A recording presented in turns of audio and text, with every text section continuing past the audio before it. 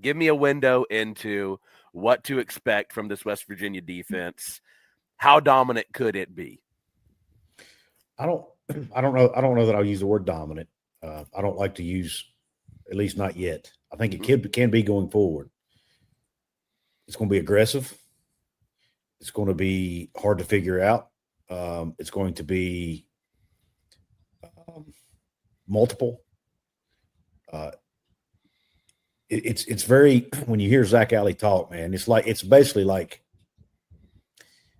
it's if you closed your eyes, you would almost think it was Brent Venables talking to you. It's like if you took Bob Stoops and Brent Venables and cloned them together, a Zack Alli appears. I mean, it's that hearing him talk. And he was brought up under Brent Venables, so he's got that Brent Venables mentality, right? He may even need his own get back coach. They were joking about that the other day on the show, but I mean, he's young, he's enthusiastic, he has a ton of energy. His players feed off of that energy, and he's not going to be a guy who's set in a 3 down front, 4 down front, whatever. They will actually switch it up week to week based on the team they're playing. I don't know a whole lot of defensive coordinators who do that, honestly.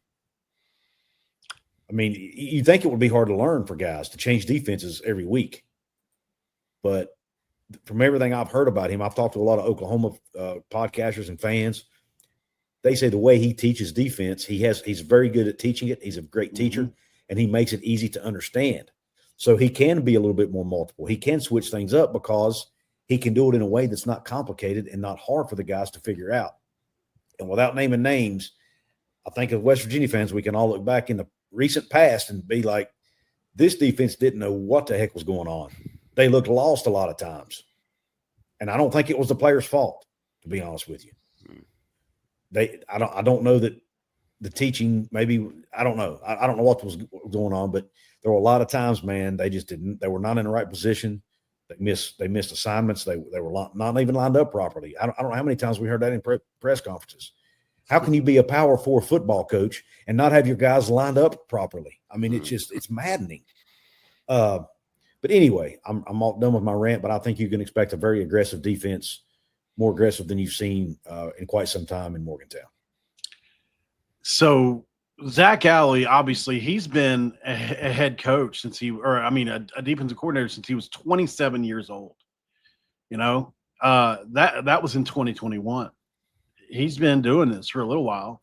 And if you look at some of his defenses, number one, he spent 7 years with Brent Venables at Clemson and was there literally he was there when we won 70-33 against Clemson in the Orange Bowl, which is, most people agree, is the genesis of the Clemson that came up with Dabo Swinney 2012 on.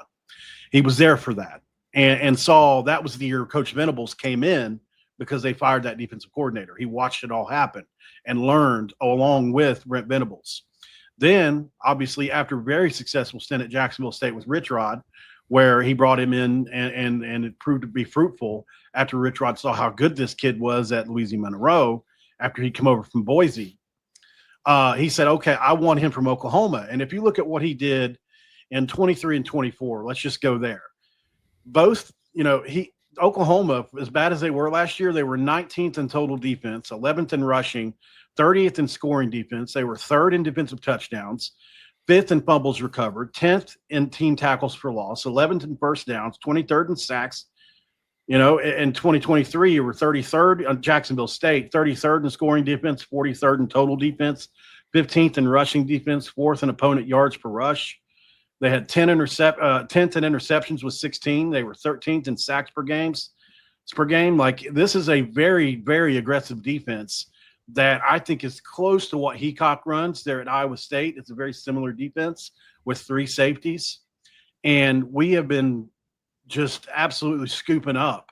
I don't know how many DBs we brought in. It seems like probably 15 over the course of the last few months. And a couple of them are extremely good. It's going to be the best nickel room I've ever seen West Virginia have in 10 years, at least. They've got guys that on the defensive side, nobody really knows about yet because they haven't played together yet. But we talk about Michael Coach Jr., a guy that Mike Gola Jr. said listen, when I watched him play, he shut half the field down. He unsolicited made a tweet about him when we signed him for whatever reason. I love this kid, he said. And we talked about Jamoy Robinson, who was the American Conference Player of the Year. We returned the entire defensive line group, and we've signed 2 really good linebackers who I think are going to be pretty good.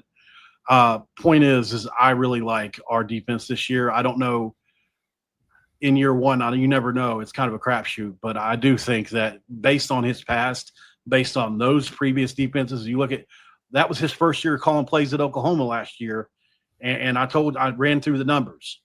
So I mean, they were very good in his first year. They went up 20 spots in almost every category from Venables to Alli. So I think we're going to be all right.